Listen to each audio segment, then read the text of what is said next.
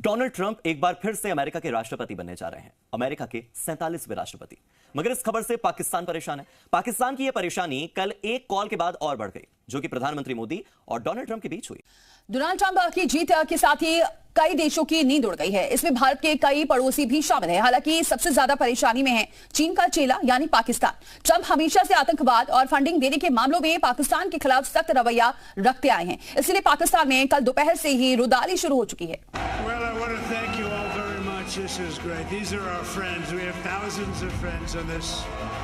India के साथ हम कंपैरिजन बिल्कुल नहीं कर सकते। हमें तो सिर्फ ये बताया गया ना, ये कर देंगे। इंडिया चाहे तो 2 मिनट में हमें तबाह कर देंगे। तो ट्रंप साहब ने बड़े जिनको कहते हैं पत्तियां चित्तियां और बड़ा जनाब क्या बात लवी डबी हुए हैं। ट्रंप और मोदी साहब की दोस्ती बड़ी अच्छी है और बड़ी पुरानी है। तो अब जो है क्योंकि ट्रंप आगे है तो पाकिस्तान के लिए मुश्किलात जो है बढ़ने वाली है।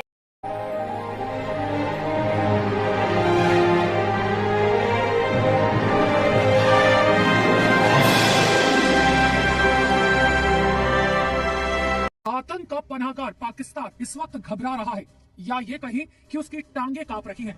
जो पाकिस्तान अपने देश में हाफिज सईद, मसूद अजहर, जकीर उर रहमान लखवी जैसे आतंकियों को छिपा कर बैठा है। जकीर उर रहमान लखवी जैसे आतंकियों को छिपा कर बैठा है। अब उनके खात्मे का वक्त आ गया है, क्योंकि अब न सिर्फ भारत वार करेगा, बल्कि उसके साथ आतंक की फैक्ट्री को खत्म करने के लिए अमेरिका जैसा सुपर पावर भी साथ खड़ा होगा।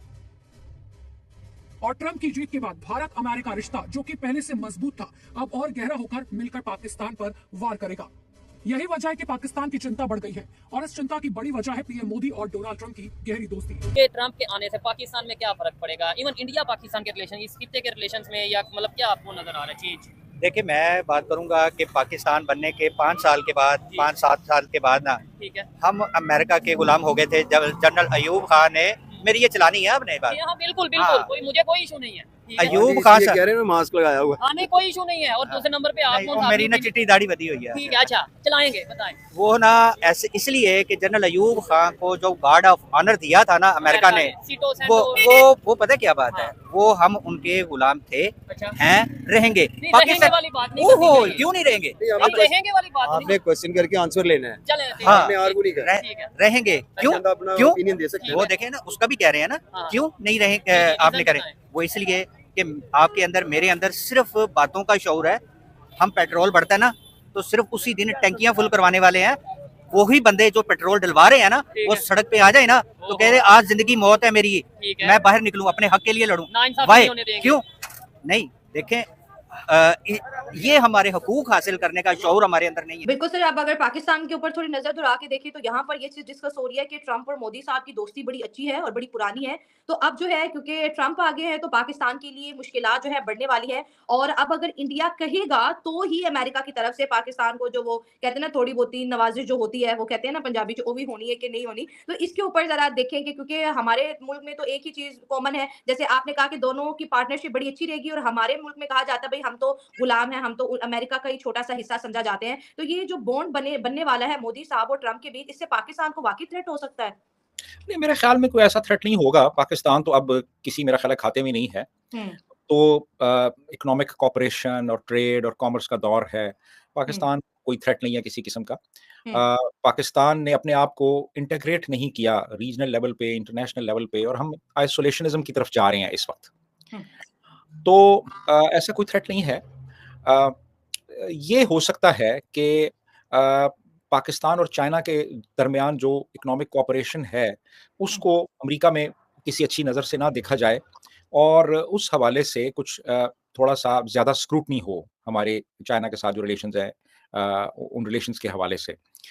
और बाकी मेरा ख्याल नहीं कि कोई ऐसा पाकिस्तान के लिए कोई ऐसी बड़ी थ्रेट मौजूद है इस वक्त। अमेरिका हमें वो एड नहीं देगा जो हमें मिलती रही है, बहुत पहले जो मिलती रही थी, वो एड तो अपनी देगा। ट्रंप ने बल्कि कहा भी था कि पाकिस्तान हमसे एड लेता रहा और डबल गेम खेलता रहा। तो बिल्कुल हम ऐसे करते रहे कि उनसे हमने एक बड़ी रकम ली, $23 अरब हमने लिए, और वो रकम कहाँ गई, किधर गई, किसके खाते में गई, हमें नहीं मालूम। लेकिन अमेरिका को मालूम है, उन्होंने जिन्होंने ये रकम हमें दी थी। लेकिन इस सब के बावजूद भी यहाँ पे डबल गेम खेली जाती रही, और वो अमेरिकियों को पता है, और ट्रंप ने जिक्र भी किया उसका। मैं आपको बताता हूँ कुछ लीडर्स की, जिसमें बीबी नेतन्याहू की मुलाकात हुई है, नरेंद्र मोदी की हुई है, और मोदी साहब और ट्रंप साहब ने बड़े और जिनको कहते हैं ना पपियां चपियां और बड़ा जनाब क्या बात है, लवी डवी हुए हैं। कौन है यार? तो ये आप कैसे देखते हैं? कई लोग पाकिस्तान में भी इसको कह रहे हैं कि लो जी ये मोदी यार हमारे लिए और मुश्किल वक्त आने वाला है। ये मोदी साहब की जो कन्वर्सेशन है, और पहले दिन ही उन्होंने कहा जी हम ट्रेड, डिफेंस, सिक्योरिटी, टेक्नोलॉजी इस पे आपके साथ काम करना चाहते हैं। और सुनने में आ रहा है कि एक पॉइंट और भी तार साहब, अगले साल डोनाल्ड ट्रंप जो है वो इंडिया आ रहे हैं, क्योंकि क्वाड समिट है, क्वाड समिट इंडिया के अंदर है, तो उसके लिए उनको आना पड़ेगा। तो how do you see this?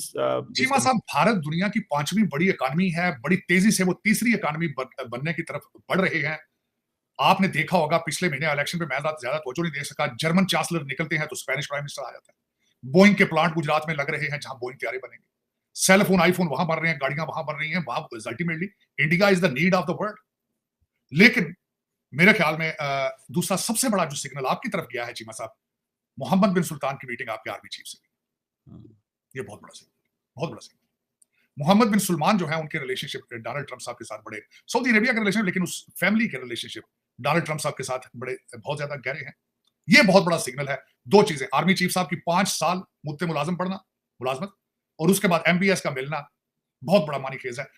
ये सिग्नल देखने वालों के लिए बहुत बड़ा सिग्नल, बहुत बड़ा सिग्नल। तो मेरे ख्याल में इनको कोशिश करें कि पाकिस्तान पे तवज्जो दें। अब आपके इस वक्त मैं सबसे ज्यादा रिक्वेस्ट करना चाहूंगा, ये जो हमारे middle class, lower middle class, क्योंकि जो अमीर लोगों के आवारा बच्चे हैं वो तो आउट ऑफ कंट्रोल है। जो मिडिल क्लास और लोअर मिडिल क्लास के मेरी रिक्वेस्ट है माँ बाप से, अपने बच्चों को कंट्रोल करें। ये शाम को जो चौकों में घूमते फिर रहे हैं, ट्विटर और टिकटॉक बनाते फिर रहे हैं और सिगरेट पी रहे हैं, गुड़ियां उड़ा रहे हैं, इनको घर में बिठा के इंग्लिश और मैथ की ट्यूशन पढ़ाया खुदा। और ये बच्चों को देखा करो शाम को कहाँ जा रहे हैं, किन के साथ घूम रहे हैं। और छोटे छोटे बच्चे मैं देखता हूँ, जब ये मैं अगले दिन देख रहा था, जब अली मीन घना साहब ने जब अटैक किया इस्लामाबाद पर, तो मैंने तस्वीरें मेरे सामने से गुजरी तो छोटे छोटे बच्चे पत्थर मार रहे थे। उम्र क्या थी? 14-14, 15-15। मैं देख रहा था कि इनकी बच्चों की उम्र ये पत्थर मारने की। दुनिया के मुख्तलिफ लीडर्स कांग्रेचुलेशन कह रहे हैं ट्रंप को प्रेसिडेंट बनने पे। पाकिस्तान के प्राइम मिनिस्टर ने भी बोला कांग्रेचुलेशन बोला, इंडिया के प्राइम मिनिस्टर ने भी बोला, लेकिन इंडिया के प्राइम मिनिस्टर ने बोला कि माय फ्रेंड ट्रंप, और उधर से भी रिप्लाई यही आता है, मतलब वो भी एक इंटरव्यू में यही कहते हैं कि माय फ्रेंड मोदी, ट्रंप ये कहते हैं। पाकिस्तान के मामले में देखा जाए, इंडिया के मामले में रिलेशन किसके साथ? आपने एक चीज नोट नहीं की आपने, अब मैं आपको उसके ऊपर तवज्जो दिलाओ, नोटिस देता हूँ। अमेरिका का जो वाइस प्रेसिडेंट ट्रंप लेकर आया था ना, उसको स्पीच करो, वाइस प्रेसिडेंट की मिसेज कौन है? वो हिंदू है। अच्छा। हाँ जी। इंडिया के साथ हम कंपैरिजन बिल्कुल नहीं कर सकते। हमें तो सिर्फ ये बताया गया ना, ਅਸੀਂ ये कर देंगे, इंडिया चाहे तो 2 मिनट में हमें तबाह कर दे।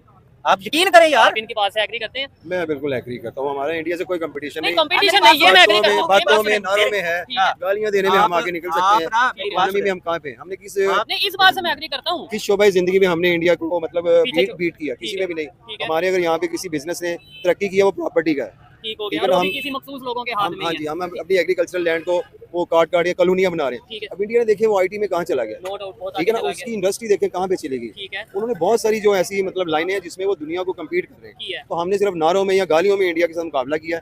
हमने जो पॉजिटिवली होना चाहिए, कंपटीशन होना चाहिए, लेकिन नेगेटिव नहीं, पॉजिटिव। मेरा भी दिल चाहता है कि मेरा मुल्क जो है IT में इंडिया से ऊपर जाए, ठीक है ना, लेकिन मैं सिर्फ कह दूं हम ऊपर है, ऐसा नहीं होता। बिल्कुल, अगर वो ऊपर है तो आप देखें ना कि जब ऋषि सुनाक ब्रिटानिया का प्राइम मिनिस्टर बना था ना, तो इंडिया के अंदर पूरे के अंदर बैनर लगे थे कि ब्रिटिश ने कहा था dogs and Indian are not allowed, तो वो उनके 10 डाउनिंग स्ट्रीट में इंडियन बैठा था। इंडिया के साथ आप क्या कंपैरिजन करते हैं? बिल्कुल हमारा कंपैरिजन नहीं है किसी भी शोबे में।